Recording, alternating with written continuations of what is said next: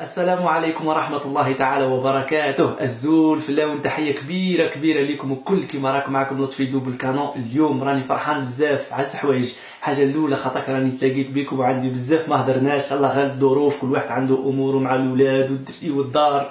والحاجة الثانية إنه ربي سبحانه نصرنا يا ربي، الحمد لك والشكر لك يا رب. نصرنا ربي سبحانه وكشف الحقيقة في الدنيا قبل الآخرة، جزء من الحقيقة معليش يكفينا. كنا نقول لكم باللي عندكم كاينين بونديه قاعدين يسرقوا في البلاد، شافوكم غافلين على دراهمكم وشافوكم ساكتين وخايفين راهم ينهبوا فيكم، فكانوا يقولوا لنا يزيوا فتنه وتشعلوا في النار وتحرضوا في الناس وتديروا في الدعايات. اليوم ربي سبحانه يجيب لنا هذا التبون وزير الاول جديد يطلع فوق المنصه الرسميه ويقول نعم هم كانوا يسرقوا فيكم يا شعب. يا للمهزله اللي كنت تقول علينا تاع فتنه وكذابين. ها وزير اول يستعرف ويقول كان بونديه يسرقوا في البلاد.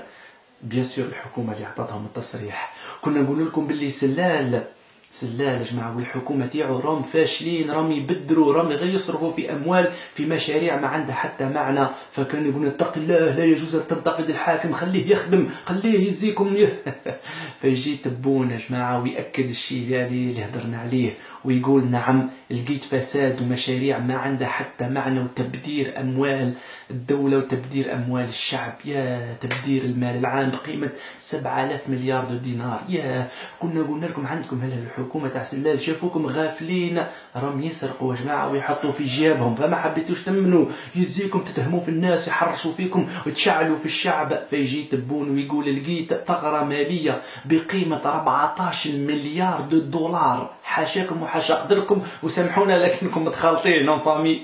14 مليار دولار في الخزينه العموميه، مش فسدوهم ما جاوهمش، وين هما الله اعلم. الرئيس مسكين دايخ في غيبوبه، وقعت فيها هذه ليا وهذه ليك هذه ليا، راحوا هباء منثورا. بعدك يجي يقول لك واحد لا يجوز تحوس على 14 مليار، لا يجوز، اتق الله، حقك وحق شعبك وحق الناس اللي مساكن بهالداوي وباش تروح للسبيطارات داوهم الناس في جيوبهم. المهم خلينا من الموضوع هذا ونحمد ربي سبحانه انه كشف الحقيقه وفاجئ على قلوبنا وقلوب الناس الكل اللي كانوا يهضروا الصفحات في الفيسبوك، الصحفيين، الناشطين السياسيين، الفنانين كيفي ولا العباد البسطاء كيفي. ربي ينصركم يا خاوتي، مبروك عليكم، ربي اعطاكم الدليل القاطع، وقف لهم فامهم الكل، وبان الشياد مسكين مدلول ما لقاوش يقول. المهم من احد مدلول ما لقاوش يقول. خلينا برا روح. درك راح نحكيو على قضية الساعة. هذا السعيد وهذا تبون وهذا مسكين علي حداد وجماعته، خلطة كبيرة. السعيد اللي حط تبون يسب حداد هو محمي من طرف السعيد، والخلطة تدور والناس ما فهمتش هذا صالح طالح، هذا يصلح ولا هذا اللي ما يصلحش.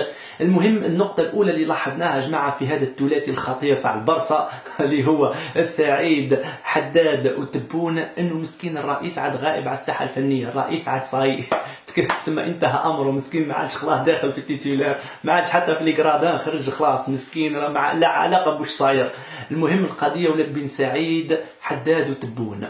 هل هذا تبون انسان صالح؟ كاين الناس يقول لك يا ولدي هذا تبون فحل راجل، وهذا هو اللي كنا نستناو فيه مدة 20 سنة، انه يجي واحد في الوزارة شجاع ويقول نعم الحكومة فسدت، ونعم الوزير دار، ونعم رجال الاعمال سرقوا الشعب.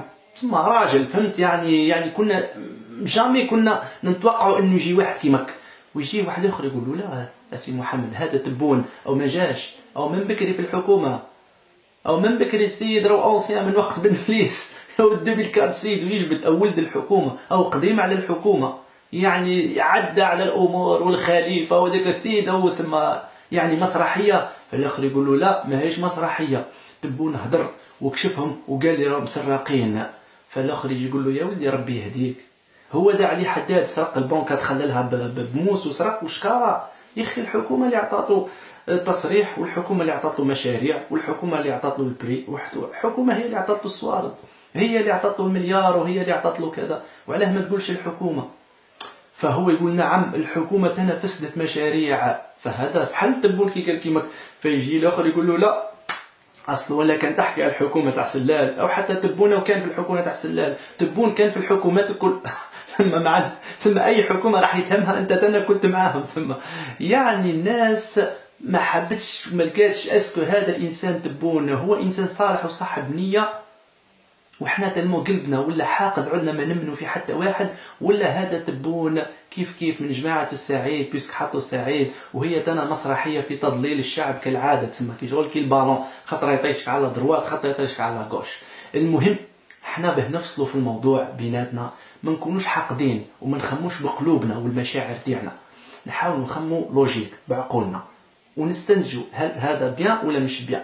طبعا كي نقولوا تبون انسان صالح ولا مش صالح ما نحكيوش على الاخلاق تاعو ولا على الحياه الشخصيه تاعو مع العائله واولاده، هذه حاجه ربي سبحانه هو اللي داير له ميزان اعمال سيئات وحسنات يحاسبوا عليها. حنا نحكيو على تبون من ناحيه المهنه تاعو اللي هي وزير، حنا نجوجيو الوظيفه والاداء تاعو باش الناس تفهم، لانه كاين ناس مساكن ساعات تخلط. حنا ما نهتمناش الشخص كحياته كأفعاله مع ربي، يصلي يشرب يسكر ولا الله أعلم ربي ولا حاج ولا ما يهمناش هذه الأمور، احنا يهمنا الوظيفة تاعو كوزير. صح.